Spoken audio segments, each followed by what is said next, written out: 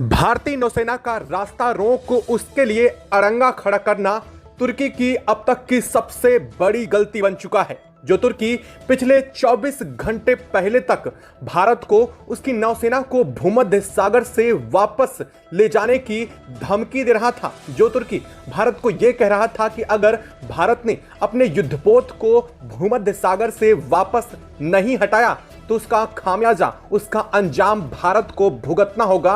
अब वही तुर्की भारतीय नौसेना के आगे सिर्फ 24 घंटे के अंदर अंदर घुटने टेकने को मजबूर हो चुका है। हाल यह बन चुका है कि तुर्की की नौसेना भारतीय नौसेना के आगे दुम दबा करके भागती हुई नजर आ रही है। तो वहीं इस वक्त तुर्की का सबसे अहम जो नेवल बेस था, यानी कि जिस बेस के दम पर तुर्की भारत को धमकियां दे रहा था, भारत ने उस पर एक के बाद एक 3 ब्रह्मोस दागने के बाद उसे नेस्तनाबूद करते हुए अब अपना अगला कदम भी बढ़ा दिया है। अब भारत ने न सिर्फ नेवल बेस को तबाह किया है, बल्कि तुर्की की सीमा में भी अपने सबसे अहम युद्धपोतों को घुसा दिया है। और इस वक्त जो खबर आ रही है वो असल में तुर्की के लिए बहुत बड़ा सीटबैक, या यूं कह लीजिए तुर्की के मुंह पर भारत की नेवी की तरफ से दिया गया अब तक का सबसे बड़ा तमाचा बन चुका है। भारत की तुर्की पोर्ट पर इस वक्त भारत का डंका बज चुका है।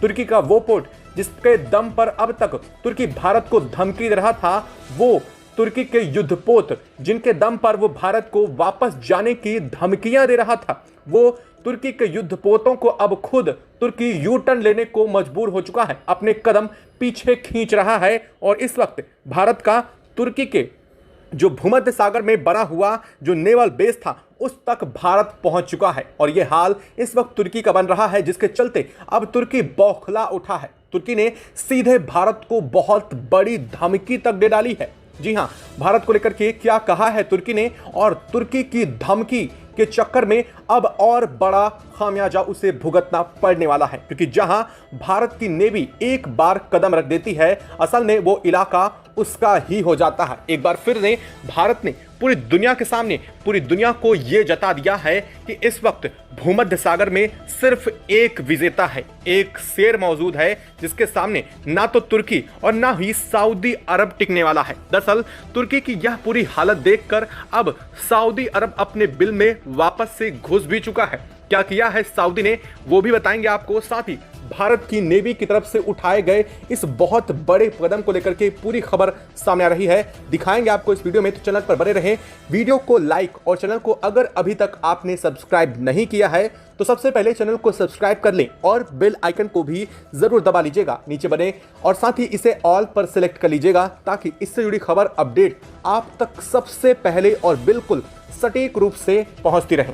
दोस्तों, भारत ने पूरी दुनिया को चौंकाने का काम किया है, और भारत की सामरिक शक्ति और सामरिक शक्ति का प्रदर्शन, या यूं कह लिया जाए कि अगर भारत को पूरी दुनिया में भारतीय नेवी को तीसरे नंबर की सबसे पावरफुल नेवी कहा जाता है, तो क्यों कहा जाता है ये आज पूरी दुनिया देख रही है। क्योंकि भारत के सामने चूं चपाट करने वाला तुर्की अब बुरी तरीके से भारत के आगे गिड़गिड़ा रहा है। भारत के सिर्फ एक जहाज को लेकर जो तुर्की भारत को धमकी दे रहा था, भारत के 4 युद्धपोतों ने एक साथ पहुंच करके न सिर्फ तुर्की के बेस कैंप पर अपना डंका बजा दिया है, बल्कि उस नेवल बेस को तबाह करने का भी भारत ने काम किया है। दरअसल भारत इस वक्त तुर्की के एरिया में मौजूद है, और इसके लिए भारत के इस सामरिक शक्ति प्रदर्शन को लेकर के और भारत की इतनी बड़ी कूटनीतिक क्षमता के लिए भारत के लिए कमेंट बॉक्स में एक जय हिंद तो जरूर बनता है। दोस्तों, जब हिंदुस्तान की ताकत समुद्र के रास्ते उतरती है तो वास्तव में सामने वाले मुल्कों की सारी अक्कड़ चूर हो जाती है। तुर्की जो अब तक खुद को मुस्लिम दुनिया का सबसे बड़ा बादशाह और नेता, उनका सर्वे सर्वा मान करके बैठा था, जो ये मान रहा था कि भूमध्य सागर उस तुर्की की बपौती है, जिस भूमध्य सागर के बीच में वो अपना नेवल बेस इलीगल रूप से बना रहा था, उसी नेवल बेस के चलते अब तुर्की की ये हालत हो चुकी है। दरअसल भारत ने INS त्रिकंद भूमध्य सागर की ओर बढ़ा करके, और साथ साथ भारत ने अपने 4 और युद्धपोतों को इस वक्त भूमध्य सागर में इंटर करके न सिर्फ तुर्की के हौसले पस्त कर दिए हैं, बल्कि तुर्की की जो नेवी थी, तुर्की के जो युद्धपोत थे, उन्हें उनके एरिया में वापस जाने को भी मजबूर कर दिया है। दरअसल असल कहानी क्या है, यहाँ पर कुछ माजरा और है जो यहाँ पर अब पारा साफ हो चुका है। और भारत ने इतना बड़ा स्टेप क्यों लिया है? भारत ने सीधे तौर पर अपनी ब्रह्मोस का इस्तेमाल, जिसे वो आम तौर पर कभी नहीं करता है, उसे एक के बाद एक 3 ब्रह्मोस क्यों दागनी पड़ी, ये एक बड़ा सवाल पैदा हो जाता है। लेकिन वास्तव में भारत के इस फैसले का समर्थन सिर्फ चंद देशों को छोड़ करके दुनिया की सभी ताकतें कर रही हैं। अब आप ये सोच रहे होंगे कि भारत का पर्सनल मामला है, लेकिन असल में तुर्की और भूमध्य सागर को लेकर के भारत का ये मामला पर्सनल है ही नहीं, क्योंकि अब इसको लेकर के जो देश तुर्की का साथ दे रहे थे वो भी भारत के इस एक्शन की वाहवाही और तारीफ कर रहे हैं। जो सऊदी अरब अब तक तुर्की को लेकर के बात कह रहा था, वो सऊदी अरब भी दुम दबा करके बैठ चुका है। ईरान और यहां तक कि ऐसे तुर्की, ऐसे मुस्लिम कंट्री जो ये मान रहे थे कि भारत तो तुर्की से नहीं भिड़ना चाहिए, वो देश भी अब भारत को सपोर्ट कर रहे हैं। दरअसल असल कहानी यहां से शुरू होती है। भारत इस वक्त भूमध्य सागर की स्थितियों के बीच फंस चुका है। बात यह थी कि भूमध्य सागर में जैसे ही भारत का INS त्रिकंद एंटर करता है, उसके बाद तुर्की सीधे तौर पर भारत को अल्टीमेटम देने लगता है। कहानी कुछ वैसी ही है जैसे साउथ चाइना सी में चीन अपना आधिपत्य जमाए है। वैसा ही चीन की तरह तुर्की अपना आधिपत्य जमाने के लिए लगभग 2023 से अपना एक नेवल बेस भूमध्य सागर के ठीक बीच में बना रहा है, जहां पर उसकी सीमा का कोई क्षेत्र नहीं है, और इस नेवल बेस को लगातार मजबूत कर रहा था। तुर्की को ऐसा लग रहा था कि इस नेवल बेस को बना करके वो भूमध्य सागर में आने वाले जहाजों पर पूरी तरीके से अपना कंट्रोल कर लेगा। और ऐसे में अगर तुर्की ऐसा करने में कामयाब हो जाता तो यह बात सच भी हो जाती। दोस्तों, जैसे ही यह बात की भनक पूरी दुनिया को लगी, यहां तक कि इस बात को लेकर के जैसे ही खबर भारत को लगी, तो भारत ने यहां पर इसका विरोध किया। अब आपको ऐसा लग रहा होगा कि भारत की लोकेशन तो इससे बहुत दूर है, लेकिन भारत ने इसका विरोध क्यों किया और भारत के दुनिया के देश इसका विरोध क्यों करने लगे? दरअसल बात यह है कि भारत हो या फिर कोई देश, जो स्वेज नहर का रास्ता भूमध्य सागर और लाल सागर को जोड़ते हुए भारत की तरफ आता है, यहां से भारत का सबसे बड़ा व्यापार क्षेत्र है। यानी कि इस जगह पर अगर कोई देश कंट्रोल कर लेता है तो भारत के व्यापार को कंट्रोल कर सकता है, और तुर्की की यही मंशा थी। तुर्की पीछे पीठ छिप करके कुछ ऐसा ही करने की प्लानिंग कर रहा था, और भारत ने जैसे ही भूमध्य सागर में एंटर ली, दरअसल भारत ग्रीस के साथ अपनी नेवल एक्सरसाइज के लिए यहां पर पहुंचा था। बता दें कि ग्रीस की लोकेशन अगर भूमध्य भौगोलिक स्थिति देखी जाए तो वह तुर्की के बेहद करीब है। यानी कि अगर तुर्की के पास अगर भारत पहुंचता है तो वह उसकी लगभग टेरिटरी के बहुत करीब पहुंच जाता। आपको बता दें कि एक होती है देश की वो टेरिटरी जहां से उसका मेन पॉइंट होता है, और दूसरी टेरिटरी ये होती है जब किसी देश का समुद्र लगता है तो उस समुद्र की सीमा में कितनी नॉटिकल माइल तक उस देश का कंट्रोल है, इसे बोलते हैं समुद्री क्षेत्र की सीमा। भारत ने उसी समुद्री क्षेत्र की सीमा को इस वक्त लांघ दिया है। आप खुद सोचिए, अगर तुर्की इतना कैपेबल होता, जो धमकियां वो अब तक दे रहा था कि भारत वापस हो जाए, भूमध्य सागर में भी भारत की एंट्री नहीं बर्दाश्त कर रहा था, वो तुर्की इतना मजबूर हो चुका है कि अब उसे ना सिर्फ भारत की एंट्री भूमध्य सागर में बर्दाश्त करनी पड़ी है, बल्कि भूमध्य सागर को तो छोड़िए, बल्कि तुर्की की जो वाटर टेरिटरी है, जो समुद्र की टेरिटरी है, भारत अब उसमें भी दाखिल हो चुका है। भारत के एक दो नहीं, भारत के INS त्रिकंद सहित 3 महायुद्धपोत इस वक्त इंटर कर चुके हैं, और इस वक्त भारत कुछ और नहीं बल्कि तुर्की की तरफ से भूमध्य सागर के बीच बनाए जा रहे अपने नेवल बेस पर इस वक्त भारत ने अपना कब्जा पहुंचा दिया है। यहां पर यूं कहा जाए कि भारत ने अपना डंका बजा दिया है इस पूरे के पूरे क्षेत्र में, कि भारत ने एक दो नहीं बल्कि पूरी सटीकता के साथ एक के बाद एक 3 मिसाइलें इस जगह के लिए दागी थी, और वो दगा पूरी तरीके से भारत ने एकदम सटीकता के साथ अपने मिसाइल का ये परीक्षण पूरी दुनिया के सामने दिखाया।